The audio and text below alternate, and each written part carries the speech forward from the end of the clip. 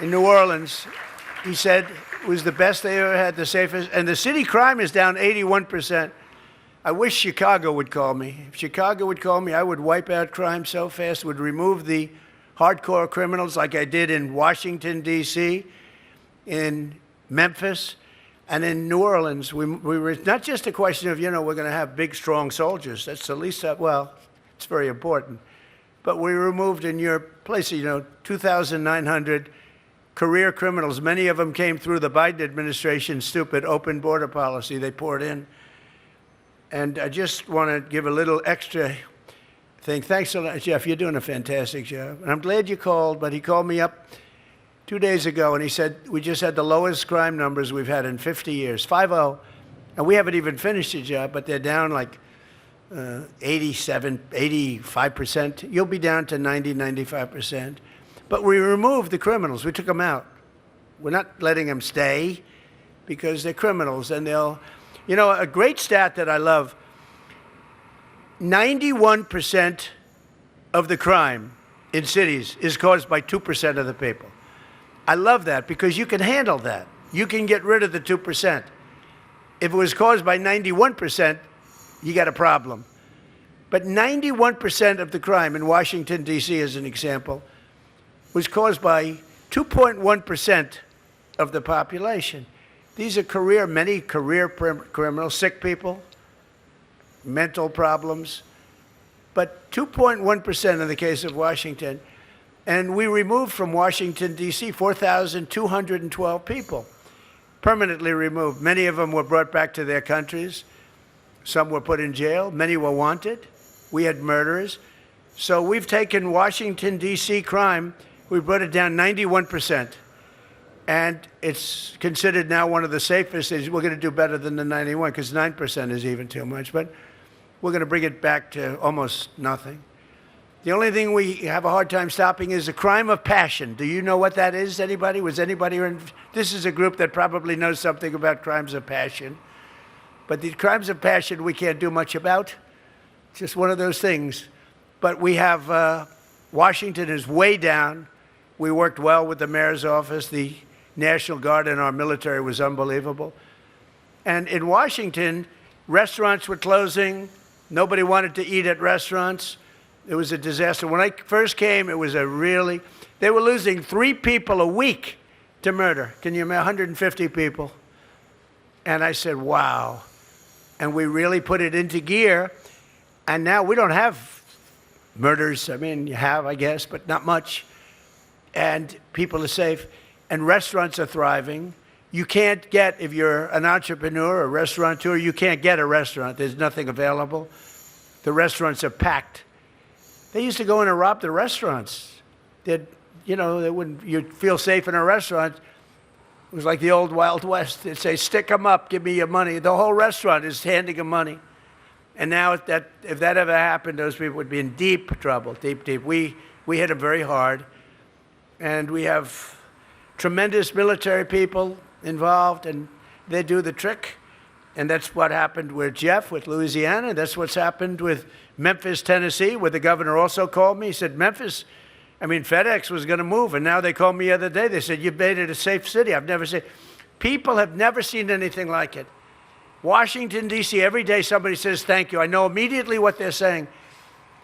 Young women that walk to work at White House, they used to take Uber, and they felt unsafe because the Uber car was robbed.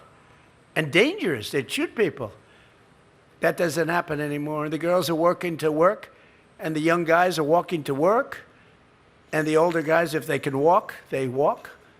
Half of them can't walk because they made too much money. A lot of these guys here, they can't walk, but they're rich as hell. But it's such a tribute, and I just wish that I'd get a call from the governor of Illinois, as an example, or the mayor of Chicago. Sir, they've had a horrible 3 weeks, by the way. Many people shot, many people killed, and they just don't want to call. They have to call. All they have to do is say, sir, we need help. I'll straighten it out so fast. San Francisco, I wish they'd call. You have a mayor there who's a Democrat, but he's a good person. He's trying hard, but I told a couple of the very rich people living in San Francisco, they wanted me to give him a chance. And I said, all right, I'll give him a chance, but he can't do the job because he can't remove people like us. We have the law on our side. We can remove murderers. You know, under the Biden open border policy, 11,888 murders were allowed into our country. They're living in a place near you, but I've gotten rid of most of them. Have been either removed or we put them in jail. We've caught most of them. But they came in through an open border. They came in through prisons, mental institutions, drug dealers. You have no idea the drug dealers that came in under Biden. Open border. Nobody checked. They just walk in. And you could look at some of them. You could say, this is trouble. And they'd walk into our country. We remove them. And I wish Los Angeles, I wish Gavin Newsom would call me. I wish Governor Pritzker would call me. I wish the governor of New York would call me. They have tremendous crime, and all of them. And they would go just like Washington. We have the men. We have unlimited number of great men. You know, one of the many things we got was from the Supreme Court of the United States. You know, we went against merit. Merit had no place in our country. So people were getting into college with bad marks, with bad board scores, not great students, and they'd get into college, and people with straight A's, with the highest boards, everything else couldn't get into colleges, certain colleges, the top colleges, and we won based on merit. We now have a country. Frankly, I give a lot of credit to the Supreme Court on that one because that was a tough one for them. But we won. We now have a country based on merit. That goes for colleges. You get the best. If you have the highest marks and the best boards and all the things that you need, you don't get on based on race, color, creed, thought, look, height. You get on by merit. And you get into colleges by merit. And you get into the military by merit. So we had a military where we could not sign anybody. Before the election, November 5th, you could not get anybody. They couldn't get them. We couldn't recruit people. Now recruitment has gone to an all-time high. We've never had anything like it. And likewise, the soldiers, they are put in based on merit. Like, we'd like to have strong soldiers. I want my soldiers to be strong physically, and we have strong soldiers.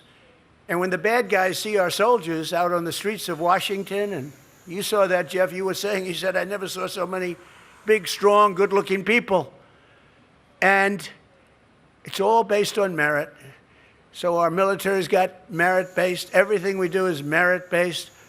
And we're not forced to take people that cannot do the job. And I tell you what, that was not an easy decision to make, as you can understand. But that's the way our country grew. We grew based on merit. We didn't grow based on, you know, you got to have XXX and X. So I want to thank all of these people that have been so good. And I want to thank Jeff Landry because you've been a great governor. Thank you, Jeff. I was very honored to have endorsed you. And